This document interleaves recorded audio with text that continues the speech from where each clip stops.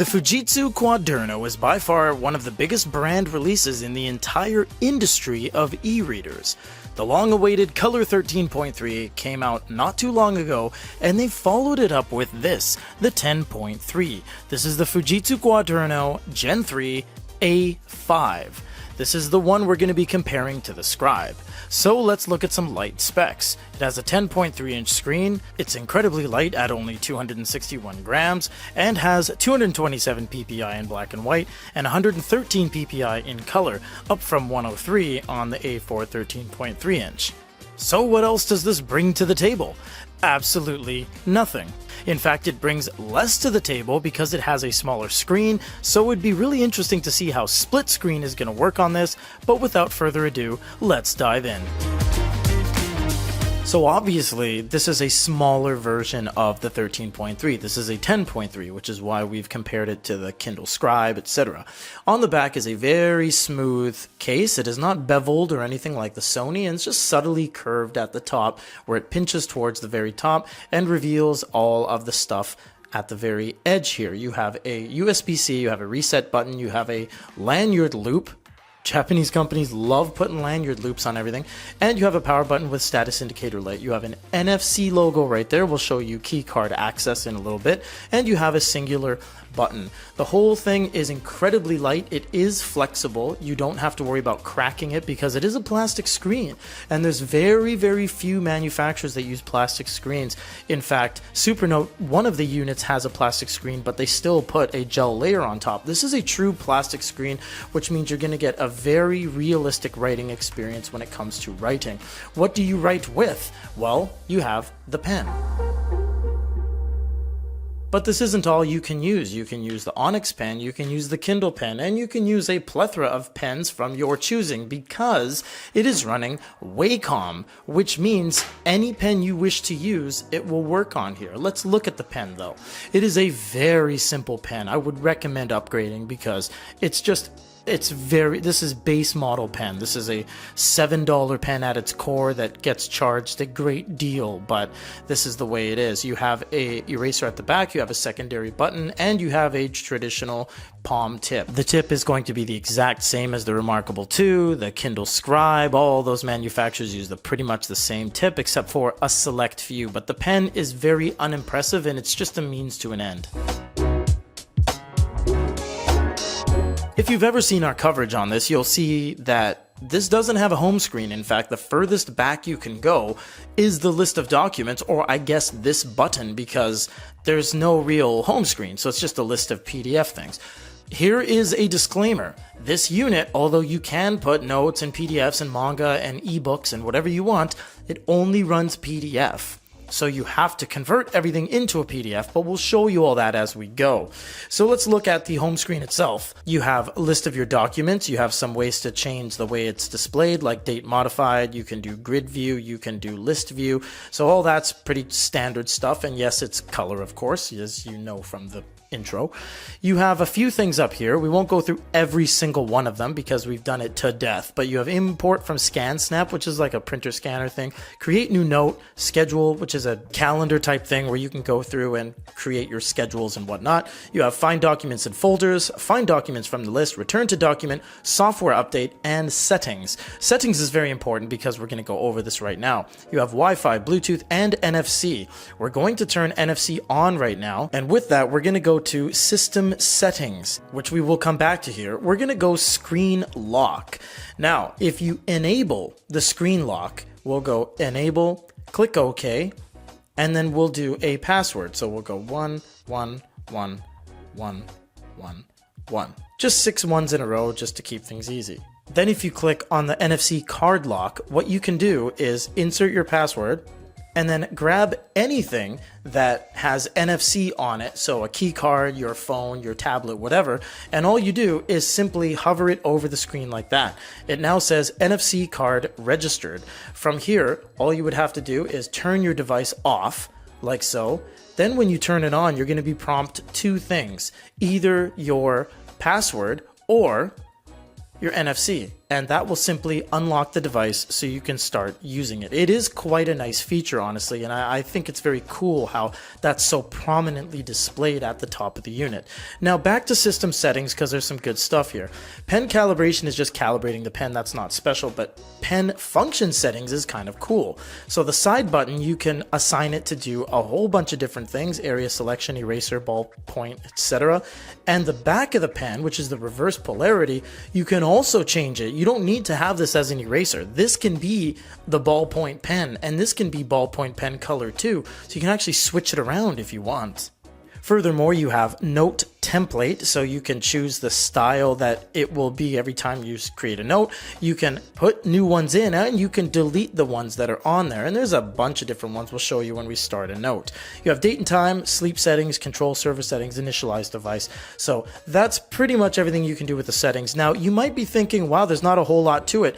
There really isn't. I mean, you've seen it all. This is the Quaderno. This is not a multimedia device that we put things like these color images and these PDFs and books and stuff. That's really not what it's for. It is basically just a work device. That's the way the DPT line started back with the S1 and the RP1. They were $1,400, and you could only get them from legal institutions, music production studios, educational facilities. You couldn't even buy them at a store, these type of units. And I kind of find it interesting how companies like Fujitsu have held on to that for such a long time, while other companies like Onyx and Bigme went a different route and made more of a multimedia standpoint device. But this one is basically just productivity. Now we're going to look at an ebook because it can run ebooks. Is it good? No, not really. The screen is very dark in comparison to other devices, and you can't do anything like change the font or what have you. You can do some things like pinch and zoom, which changes the percent of zoom, but you can't actually format it very well. Although it is a pretty big screen, but it's not big enough, I find it. You can make your notes in color, which is very nice, and you can make your highlights in color, and you can highlight over your highlight a whole bunch of times, and it changes the staggered layers of how dark it is, the grayscale, every single time. So it's very quick and accurate, although it's a little bit cheating because this palette is the exact same in PDF as it is in ebook, as it is in manga, as it is in notes, because they don't switch it up. Everything's just PDF, blanket across the board. So whether you have an ebook, whether you have a PDF, whether you have a manga, it's all just going to be this. Now the screen itself is super anti-reflective. Look at that. Even with the studio lights, you can still see what's behind it. And to give you a little bit of perspective, you can't do that on a phone. This is purely reflective. And this is actually a lot better than devices that have top coat glass layers, like even the Kindle Scribe, for example, off camera here. This one is far more reflective. You can see the actual shape of the studio lamps, but this one's actually really nice. Although it is a very dark screen, and no, there's no glow light, those are the caveats. Not only that, because it has no glow light, you will see that right up to the edge of the screen here, the screen is just purely sandwiched. There's no gap in between the screen EPD, the electronic paper display, and the actual outside. It is quite phenomenal. This thing is so wieldy and lightweight and easy to take notes on, although doesn't perform that well as an ebook reader. How are the colors? Well, to not sugarcoat anything, because there's no reason to, they're dry. The colors are very dry. They're all right, but because there's no glow light to really mitigate how it appears, they just come off as looking very washed out. Because with a glow light, it almost acts as a vivid control in that sense, but you just don't get that luxury on a device like this. Although it is quick and responsive enough, it's just the colors aren't quite there. Also, this is one of the few devices, in fact, I can't really think of another Kaleido 3 device mainstream that doesn't use a glow light. There may be one on AliExpress, or there may be some price tags that have color in it that isn't using Spectra or Gallery, they're using Kaleido, but for the most part, Kaleido 3 usually 90% of the time is mixed with a glow light, and this just simply kind of can't keep up. Although it looks alright, you know what colors everything are. There's no discrepancies to say, hey, is that yellow? I don't know. No, it's red and yellow and blue and pink and orange, and it does have a good spectrum of colors, and the blacks are fairly black, honestly, but the fact that this isn't 300 ppi in black and white and only comes in at 113 ppi in color, it leaves you wanting a little bit. But again, the color's there as a pleasantry, just to get you by and allow you to have some different pens. As you see here, again, that same palette exists even over here. It's not really meant to have the vividness of a multimedia device, because really it's not about the color. The fact that it's there is just to kind of help you along, not for you to rely on it.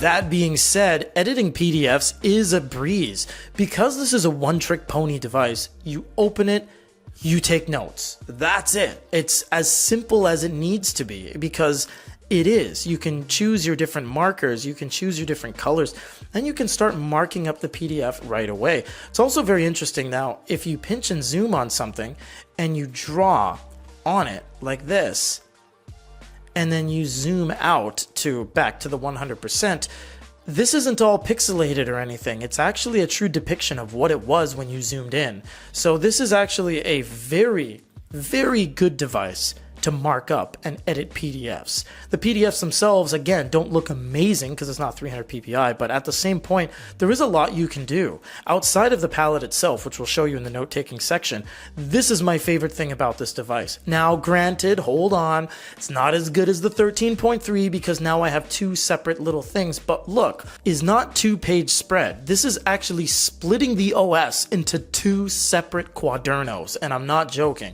If you click here, I can open anything. That PDF ebook I was just on, I can read my book. Here's my book.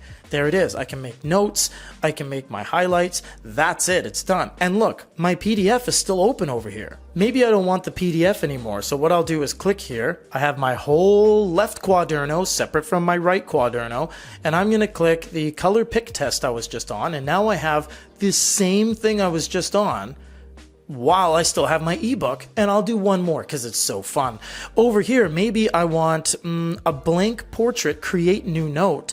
I've just created a brand new note. Here it is, right here on the right, and on the left I still have that. So it truly does split the entire device in half and give you two separate units. They're not very big. In fact, if I put my smartphone in there, you'll see it's basically two 6-inches next to each other, but that is one of the coolest features to have on a productivity device like this that doesn't make it overly complicated. You don't need side-loading apps to trigger it. It's just so, it works so well, and everything is just so instantly accessible because of the simplicity.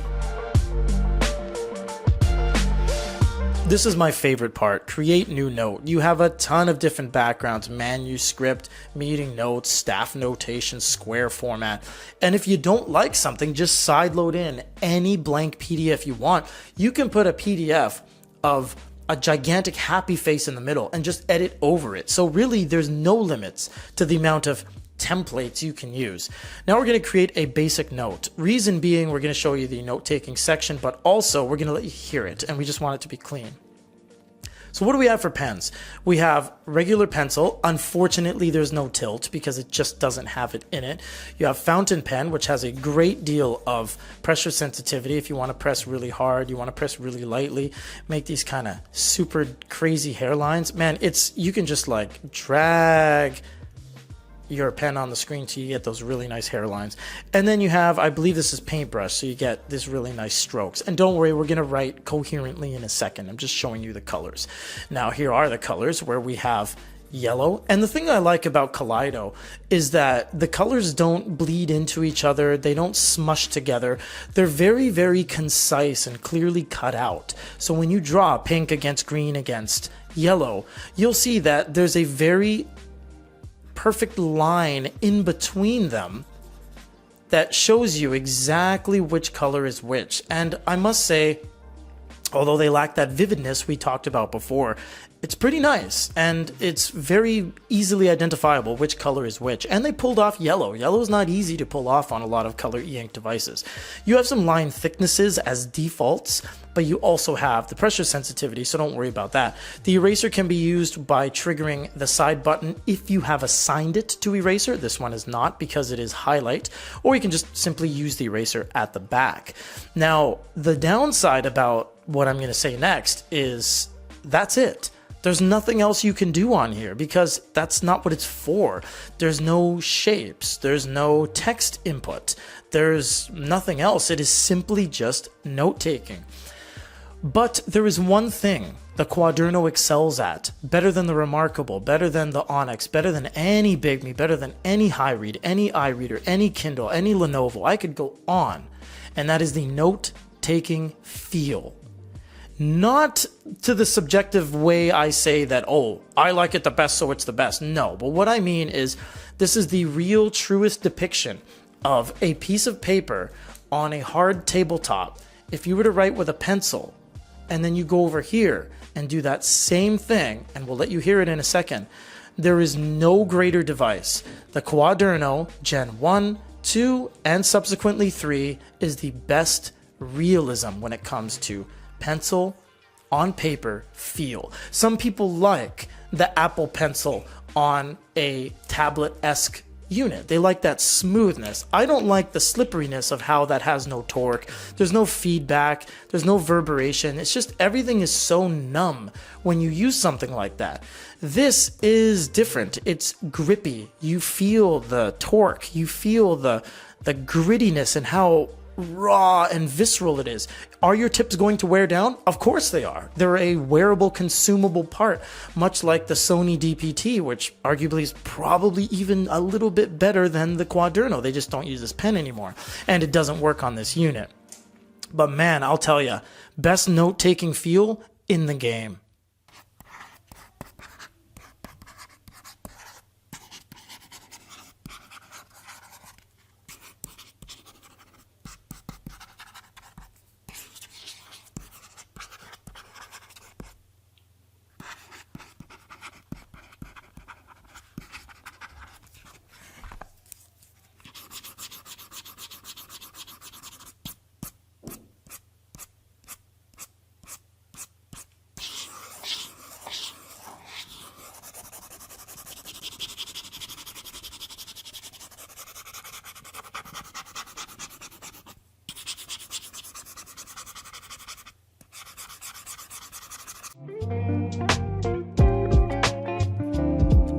The A5 only hits 3 nails on the head when compared to the 13.3-inch counterpart. It's cheaper, it's lighter, and it has a greater pixel density. That's basically it. Unlike the prototype version we've seen at trade shows for the past 4 years, no, this ended up not going with a glow light. And it's just too small when it comes to using things like split screen and full-size PDF editing, as a regular sheet of, essentially, letter-size paper can't fit on the screen. That's really all we can say. It's just a miniature version of the bigger unit, so if you want one, details are down below. Otherwise, don't come crying to us if you wanted more screen.